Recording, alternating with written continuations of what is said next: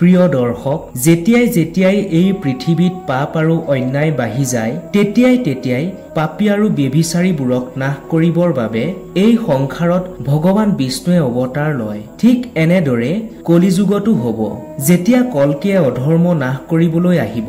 হিন্দু ধৰ্মশাস্ত্ৰ অনুসৰি মহাভাৰতৰ সময়ৰ পিছত যেতিয়া ভগৱান শ্ৰীকৃষ্ণই নিজৰ দেহ ত্যাগ কৰিছিল তেতিয়া তেওঁ সুদৰ্শন চক্ৰই পৃথিৱীৰ ভিতৰত নিজকে অন্তৰ্নিহিত কৰিছিল। কিয়নো এনেকুৱা বিশ্বাস কৰা হয় যে ভগৱান বিষ্ণুৰ কলকি অৱতাৰ যেতিয়া কলিযুগত আহিব তেতিয়া এই সুদৰ্শন চক্ৰই পৃথিৱী ফালি আকৌ ওলাব আৰু ভগৱান কলকিয়ে সেই সুদৰ্শন চক্ৰ ধাৰণ কৰিব। আজি আমি এই ভিডিঅ'টোত কলিযুগক লৈ ভগৱান শ্ৰীকৃষ্ণই কোৱা 5টা সত্য কম, যিখিনিৰ পৰা আপুনি বহু কথাই শিকিব পাৰিব। যেতিয়া পাণ্ডৱ বনবাসলৈ যাবলৈ ওলাইছিল তেতিয়া ভগৱান শ্ৰীকৃষ্ণৰ ওচৰলৈ আহি তেওঁলোকে সুধিলে, হে বাসুদেৱ, এতিয়া দাপৰ যুগৰ শেষৰ সময়, গতিকে আপুনি আমাক কওকচোন আহিবলগীয়া কলিকাল কেনেকুৱা হ'ব। তেতিয়া ভগৱান শ্ৰীকৃষ্ণই পাণ্ডৱক ক'লে, হে পাণ্ডৱ, তোমালোকৰ এই প্ৰশ্নৰ সঠিক উত্তৰটো মই দিব নোৱাৰিম। তোমালোক 5 ভাতৃ এতিয়া বনলৈ যোৱা আৰু তাত যি দেখা আহি মোক ক'বা। সেইবোৰৰ প্ৰভাৱ কলিযুগত কেনেকৈ পৰিব তোমালোকক তাৰ পিছত মই ক'ম। কৃষ্ণৰ কথা শুনি বনলৈ যাত্ৰা কৰিলে পাণ্ডৱে। বনত গৈ যি দেখিলে সেয়া দেখি স্তম্ভিত হৈ গ'ল। বনত পাণ্ডৱে বাৰু কি দেখিলে আৰু ইয়াৰ উত্তৰ কি দিলে ভগৱান শ্ৰীকৃষ্ণই, জানো আহক।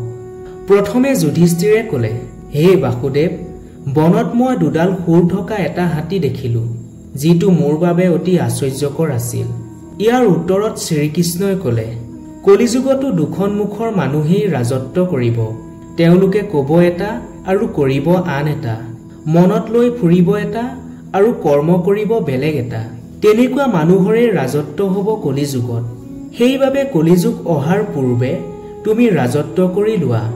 যুধিষ্ঠিৰৰ পিছত অৰ্জুনে ক'লে, বাসুদেৱ, মই যি দেখিলো ইয়াতকৈও আশ্চৰ্যকৰ। বনত মই দেখিলো এটা পক্ষীৰ পাখিত বেদ লিখা আছে, কিন্তু পক্ষীটোৱে মৃত জন্তুৰ মাংস খাই আছিল। তেতিয়া শ্ৰীকৃষ্ণই অৰ্জুনক ক'লে, অৰ্জুন, কলিযুগতো এনেকুৱা মানুহেই থাকিব যি নিজক বহুত সৎজ্ঞানী দেখুৱাব। এনেকুৱা দেখুৱাব তেওঁতকৈ আৰু ভাল মানুহ কোনো নাই। কিন্তু জ্ঞানৰ চৰ্চা কৰিও সেইসকলে ৰাক্ষসৰ দৰে আচৰণ কৰিব।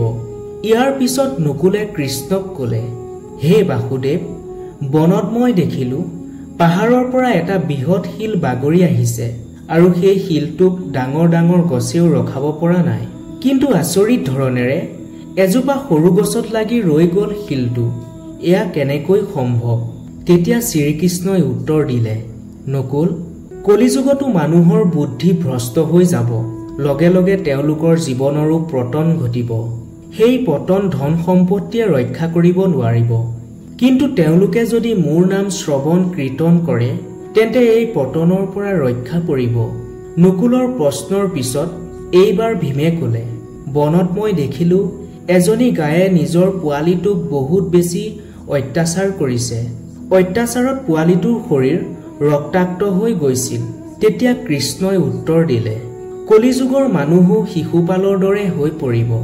কলিযুগত নিজৰ সন্তানৰ প্ৰতি মাকবোৰৰ ইমানেই মমতা হ'ব, শিশুবোৰে বিকাশৰ সুবিধাই নাপাব। মায়া মোহ ইমানেই বাঢ়ি যাব, ঘৰ পৰিয়াল পৰ্যন্ত ধ্বংস হৈ যাব। ইয়াৰ পিছত সহদেৱে ক'লে, হে বাসুদেৱ, বনত মই দেখিলো 5টা-6টা কুৱাৰ মাজত এটা প্ৰকাণ্ড কুৱা খালী হৈ আছিল। এয়া কেনেকৈ সম্ভৱ? তেতিয়া কৃষ্ণই উত্তৰ দিলে, কলিযুগৰ মানুহে সতী সন্তান, বিয়া বাৰু, উৎসৱ পাৰ্বণত লাখ টকা খৰচ কৰিব। কিন্তু কাষতে যদি কোনোবাই খাবলৈ নাপায় ভোকত চিৎকাৰ কৰিও থাকে, তালৈ চাবলৈ কিন্তু কাৰো আহৰি নাথাকিব। ইয়াৰ অৰ্থ হ'ল কলিযুগত অন্ন ঠিকেই থাকিব, কিন্তু খাবলৈ নাপাই ভোকত মানুহ মৰিব। গতিকে এই কলিযুগত ৰাম নাম লৈ সাৱধান থাকিলেই আপোনাৰ মংগল হ'ব।